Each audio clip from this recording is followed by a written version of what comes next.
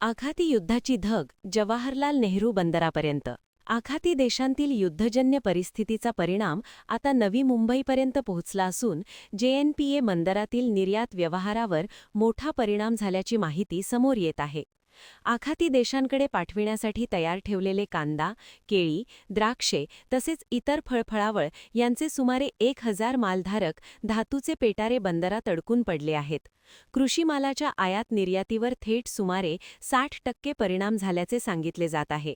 युद्धजन्य परिस्थितीमुळे सागरी वाहतुकीत मोठी अनिश्चितता निर्माण झाली असून काही जहाज वाहतूक कंपन्यांनी आखाती देशांकडे माल पाठविण्यास नकार दिल्याची माहिती आहे. काही मालवाहू जहाजांना माघारी फिरण्याचे आदेश देण्यात आल्याचेही समजते. या बंदरातून दर आठवड्याला सुमारे 54 मालवाहू जहाजांची ये-जा होत असते. या परिस्थितीचा परिणाम वाशी येथील कृषी उत्पन्न बाजार समितीवरही झाला आहे. निर्यात ठप्प झाल्याने व्यापाऱ्यांमध्ये चिंतेचे वातावरण असून माल साठून राहिल्याने आर्थिक फटका बसत असल्याचे व्यापाऱ्यांनी सांगितले. युद्धाचा संपूर्ण परिणाम स्पष्ट होण्यासाठी आणखी काही दिवस लागण्याची शक्यता व्यक्त केली जात आहे. काय सध्या किती कंटेनर अडकले, काय नुकसान आहे? जवळजवळ 1000च्या प्लस कंटेनर हे पोर्टमध्ये अडकलेले आहेत. त्याच्यामध्ये मोठ्या प्रमाणात केळी, कांदा आणि द्राक्ष, त्याचप्रमाणे इतर भाजीपाल्याचे कंटेनर हे जास्त प्रमाणात या ठिकाणी पोर्टमध्ये अडकलेले आहेत. आणि याचं नुकसान, बऱ्यापैकी नुकसान हे शेतकरी, त्यानंतर व्यापारी, त्यानंतर निर्यातदार यांना मोठ्या प्रमाणात नुकसान होण्याची दाट शक्यता आहे.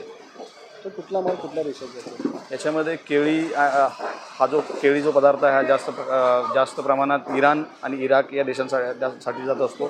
त्याचप्रमाणे कांदा असेल, द्राक्ष असतील, इतर भाजीपाला असेल, हा इतर आखाती देशांमध्ये जसं दुबई, कतार, ओमान या देशांसाठी मोठ्या प्रमाणात जात असतो.